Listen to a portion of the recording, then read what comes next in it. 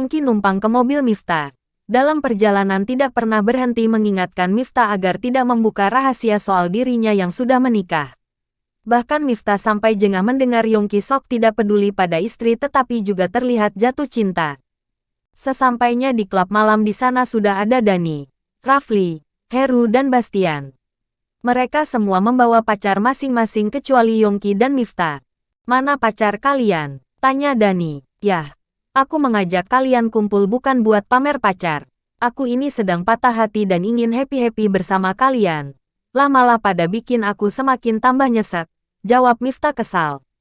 "Mif, jadi lelaki jangan terlalu melo. Aku kenalkan dengan cewek lagi deh yang lebih aduhai. Nanti bikin tuh mantanmu menyesal," sela Rafli. "Iya deh, kalau gitu panggilkan dua sekalian dengan Yongki. Sepertinya dia juga tengah bosan dengan Sinta," balas Miftah ingin melihat reaksi keangkuhan Yongki tadi. Yongki hanya melirik.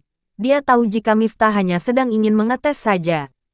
"Iya, tapi harus cantik sebanding dengan Sinta," jawab Yongki menjaga harga dirinya. Dia selalu ingin terkenal sebagai bad boy. Karena baginya itu keren. "Kalau itu tidak masalah.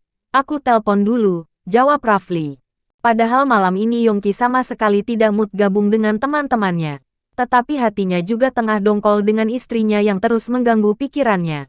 Saat minuman yang dipesan sudah datang, Yongki langsung meneguk dengan cepat. Pelan-pelan Yong, baru saja mulai nanti kamu udah mabuk. Kan nggak asyik," sela Miftah. "Sudah lama sekali aku nggak minum," jawab Yongki cuek. "Wah, di sini aku atau kamu yang sedang butuh hiburan sih," sela Miftah menahan tawa.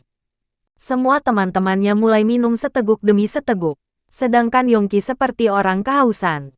Kemudian datang lagi dua wanita cantik yang tadi dipanggil oleh Rafli. "Yuhu, cantik juga," gumam Miftah. Yongki menoleh, menatap gadis itu sekilas kemudian berpaling lagi.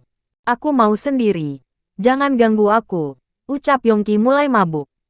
"Loh, bukannya kamu tadi yang setuju aku panggilkan teman?" sela Rafli.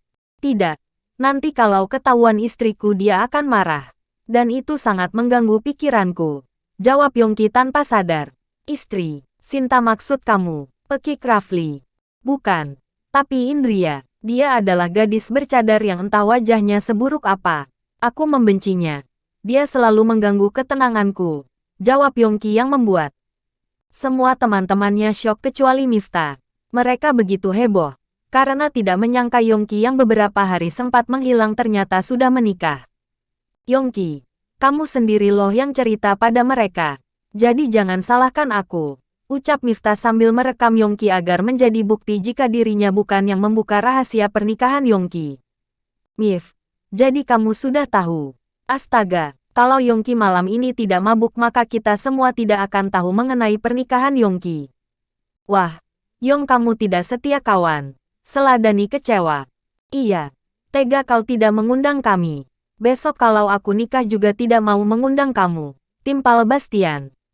"Pantesan beberapa hari tidak terlihat. Ternyata betah di rumah dengan istrinya," sindir Heru. "Kalian ini apa-apa sih? Aku sama sekali tidak ingin pernikahan itu. Tapi, kenapa Indria terus saja membuat hatiku tidak tenang? Kenapa aku jadi merasa terbelenggu dan tidak bebas? Aku ini Yongki. Aku dijerat oleh gadis bercadar. Aku adalah Yongki. Aku tidak boleh kalah padanya." Petik 2. Yongki terus merancau perkataan yang tidak jelas, membuat teman-temannya hanya menonton saja. "Mif, dia kenapa sih? Kenapa Yongki jadi frustasi gini?" tanya Heru penasaran. "Entahlah. Dari yang aku lihat dia awalnya menolak istrinya. Tapi setelah menikah dia mulai merasa nyaman dan jatuh cinta. Tapi kalian tahu sendiri bagaimana sikap Yongki yang sok jaim dan gengsi tinggi," jawab Miftah. "Wah, aku jadi penasaran seperti apa istrinya," gumam Bastian. "Nih aku kasih lihat fotonya," ucap Miftah antusias. Miftah memberikan foto viral Indria, membuat mereka kaget dan syok. Semua tertawa, karena Yongki selama ini selalu mengencani gadis seksi dan juga cantik jelita bak model. "Pantas saja Yongki frustasi," ujar Heru. "Kira-kira dia cantik apa tidak?" tanya Rafli. "Entahlah. Tapi dari yang aku rasakan dia sangat cantik dan yang jelas dia sangat jago masak. Juga wanita berpendidikan tinggi. Jawab Miftah juga penasaran. Iya juga sih. Aura dia seperti wanita bukan sembarangan. Timpal Bastian. Halah, tapi dengan karakter Yongki yang sok pamer itu dia hanya menyukai gadis seksi seperti Sinta. Sela Rafli. Kalian mengejekku. Gumam Yongki sambil menyandarkan dagunya ke meja kemudian tidur terlelap. Yaelah, belum apa-apa dia sudah teler. Keluh Miftah. Sudah biarkan saja. Kalau aku jadi dia pasti frustasi. Apalagi Abah Yongki sangat garang sekali. Pasti tidak akan bisa menolak pernikahan itu. Timpal Bastian. Semua tertawa lagi. Membiarkan Yongki tertidur dan asyik berpesta. Pukul 11 malam mereka semua sudah setengah mabuk. Sudah saatnya mereka pulang karena besok pagi ada urusan pekerjaan masing-masing. Duh Yongki bagaimana ini? Aku tidak kuat kalau nyetir bola balik. Aku udah keburu ngantuk. Keluh Miftah. Kamu hubungi saja istrinya. Saran Heru. Aku tidak punya nomornya. Coba aku pakai nomor ponsel Yongki saja. Jawab Miftah meraih ponsel Yongki. Ketemu tidak? Kalau tidak aku hubungi saja Sinta. Tanya Bastian. Bentar, ini sudah ketemu. Jawab Miftah. Yah. Sudah terlanjur aku chat dan dijawab Sinta. Timpal Bastian. Haduh, bagaimana ini? Pesanku juga sudah dibalas Indria. Pekik Miftah panik. Kalau mereka berdua kemari secara bersamaan akan seru nih. Antara kekasih dan istri. Sela Rafli antusias. Wah, kita taruhan nanti Yongki mau pulang bersama siapa yuk? Ajak Dani. Kacau kalian semua. Sergah Miftah masih kasihan pada Yongki. Tidak apa-apa. Aku juga penasaran bagaimana istrinya. Bujuk Bastian. Taruhan apa nih kita? Tanya Rafli. Bersemangat. Yang kalah traktir minum selama sebulan di sini. Jawab Dani. Oke. Aku setuju. Balas Heru. Sip. Jadi semua setuju ya. Kalian pilih siapa yang berhasil membawa Yongki. Aku milih Sinta. Tanya Rafli. Tentu si cantik Sinta dong. Apalagi dia barbar pasti tidak akan kalah. Jawab Heru. Aku juga memilih Sinta. Kalau model pakai cadar dan berhijab gitu pasti tipe perempuan yang pasrah ditindas dan hanya bisa termehek-mehek. Bastian, aku juga Sinta. Terus kamu memilih siapa Mif? Timpal Dani. Aku tidak mau ikut-ikutan. Jawab Miftah kesal. Ah kau tidak asyik. Sergah Dani. Aku tidak sabar menunggu saat Sinta dan Indria bertemu.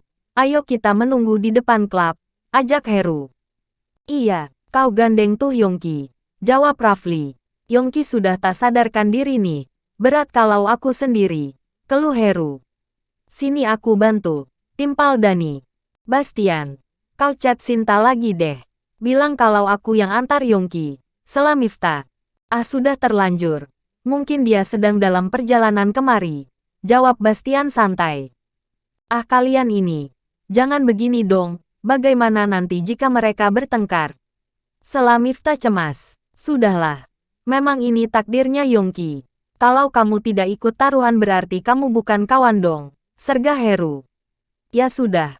Aku memilih Indria. Jawab Miftah terpaksa. Miftah tidak bisa berkutik lagi menghadapi teman-temannya. Dia hanya bisa pasrah dan berharap jika Indria lebih dulu datang dan membawa Yongki pulang sebelum Sinta.